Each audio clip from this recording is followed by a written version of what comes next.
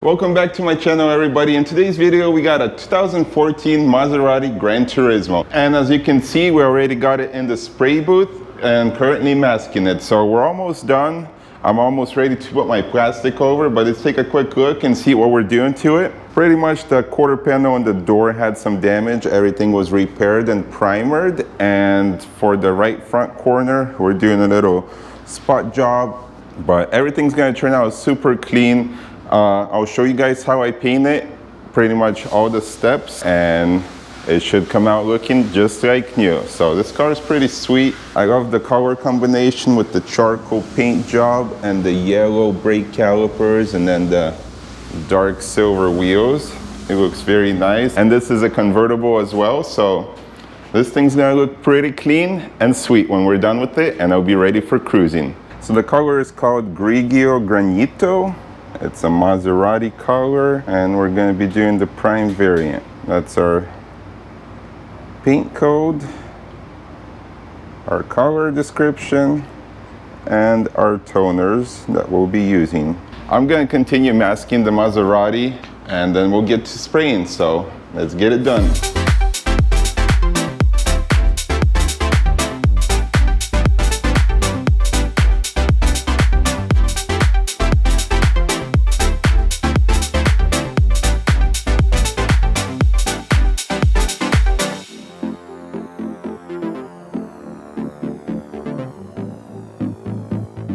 So my goal when masking is to pretty much get the plastic as straight and smooth as possible. That way there's no folds or anything, and then that's gonna prevent dust from collecting or going into the little crevices.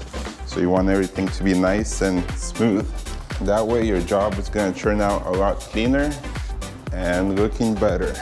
So that's why I take a little extra time when I'm masking my cars and putting the plastic down.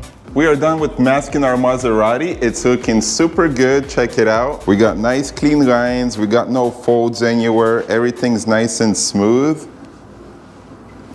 And wow, it just like this already looks beautiful. If your car looks like this in the spray booth, you already know it's gonna be a good paint job. So first thing we gotta do is we gotta clean the car before we can start painting. Again, this is like third time I'm cleaning. I clean the car 3-4 times before it's finally getting the coat of paint. Firstly, I clean it before I even start prepping it.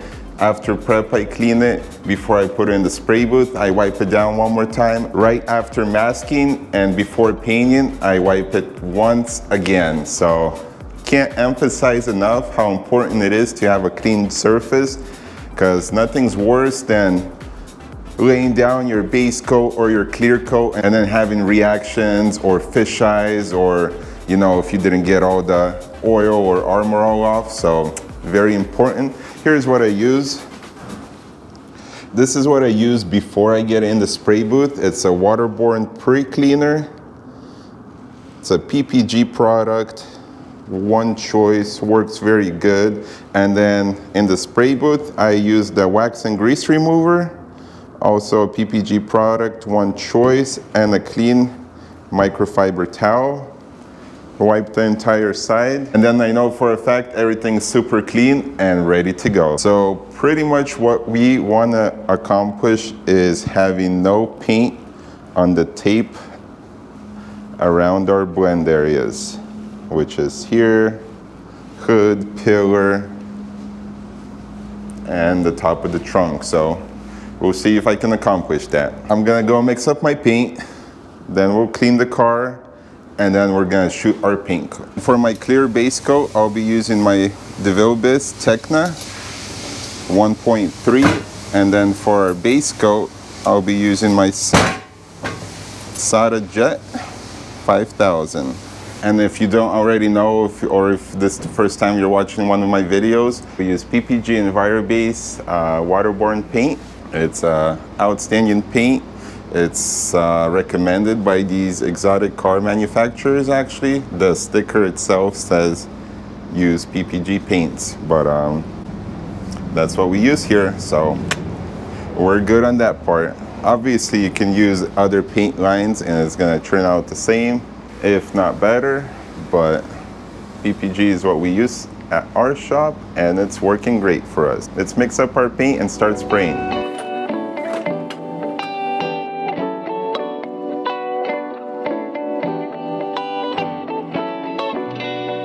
Here's my mixed up transparent base coat and then our color.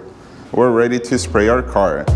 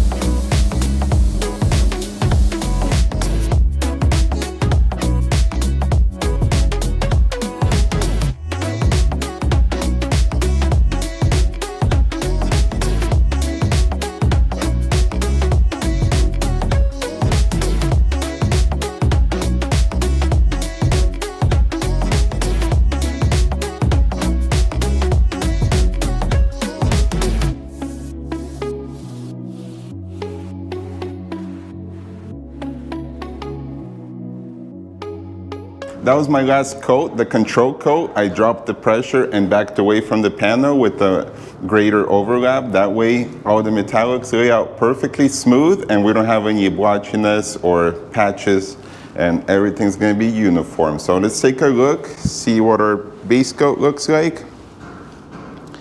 Everything is dry and ready for the clear coat. Everything looks silky, silky smooth. I love this. I love it. As you can see, we completely stayed away from the trunk. We got a nice smooth transition going on our tape.